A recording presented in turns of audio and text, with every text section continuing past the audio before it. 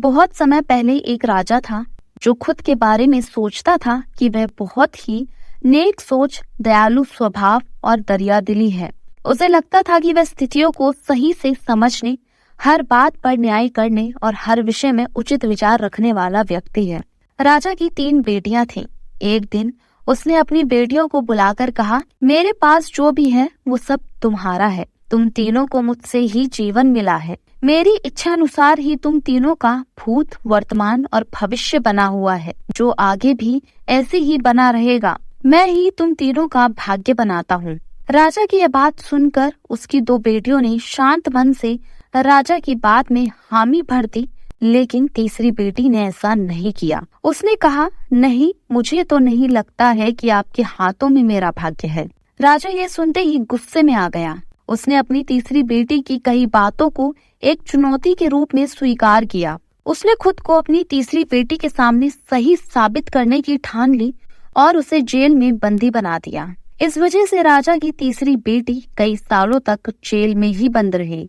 राजा और उसकी बाकी की 2 बेटियां राजसी जीवन जीते रहे। राजा मन ही मन सोचता है कि यह मेरा ही हुक्म है जो मेरी जिद्दी बेटी जेल में कैद है। लोगों को भी यही लग रहा होगा कि राजा का ही हुक्म है जो उसकी बेटी को ऐसा भाग्य मिला है। उसकी प्रजा के लोग भी यही सोचते थे। उन्हें लगता था कि राजा की तीसरी बेटी ने जरूर कोई गलत कार्य किया होगा, तभी उसे जेल में कैद करके रखा गया है, वरना कोई भी पिता अपनी बेटी के साथ भला ऐसा क्यों ही करेगा।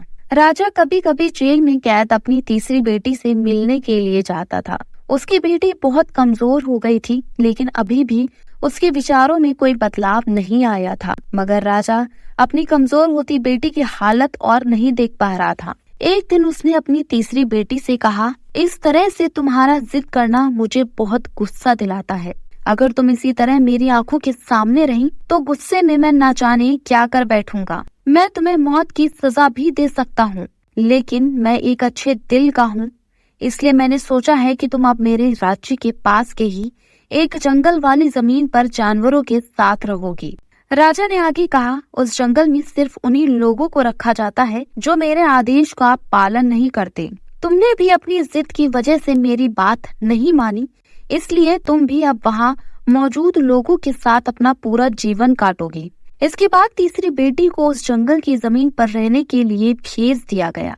वहाँ वह फल और सब्जियां खाने और एक गुफा में रहने लगी। उसके पास पीने के लिए झरने का पानी और ठंड से बचने के लिए सिर्फ सूरज की धूप का ही सहारा था।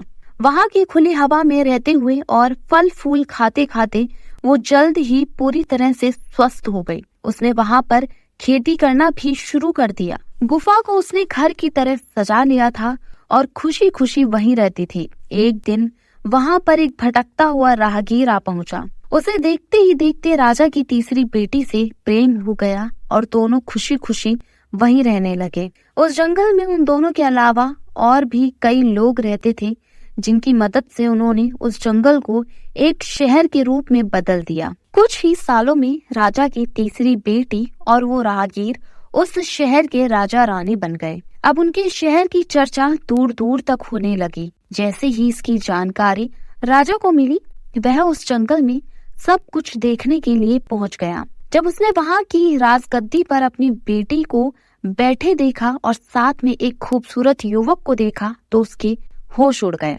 राजा की बेटी ने अपने महल में अपने पिता का पूरे सम्मान के साथ स्वागत किया। उसने अपने पिता से उसके बुरे बर्ताव व फैसले के लिए कुछ भी नहीं कहा। जैसे ही राजा वहां बैठा तो उसे एक आवाज सुनाई देने लगी जो कह रही थी कि हर इंसान स्वयं ही अपना भाग्य बनाता है, कोई अन्य इंसान किसी और का भाग्य नहीं बना सकता। इसके बाद राजा को स्वयं ही अपनी गलती पर पछतावा होने लगा और उसने अपनी सभी बेटियों को अपने भाग्य से आजाद कर दिया। उसने अपनी तीनों बेटियों से कहा, भले ही तुम तीनों का भाग्य मेरे हाथों में है, लेकिन हर व्यक्ति खुद ही परिस्थितियों के अनुसार अपना भाग्य अच्छा व बुरा बना सकता है। राजा और उसकी 3 बेटियों की कहानी हमें यह सीख देती है कि कोई भी व्यक्ति किसी का भाग्य या राजा और उसकी 3 बेटियों की कहानी हमें यह सीख देती है कि कोई भी व्यक्ति किसी का भाग्य बना या बिगाड़ नहीं सकता। हमारा भाग्य स्वयं हमारे हाथों में ही होता है, जिसे हम अपनी सूझबूझ से बुरी परिस्थितियों में भी अच्छा बना सकते हैं।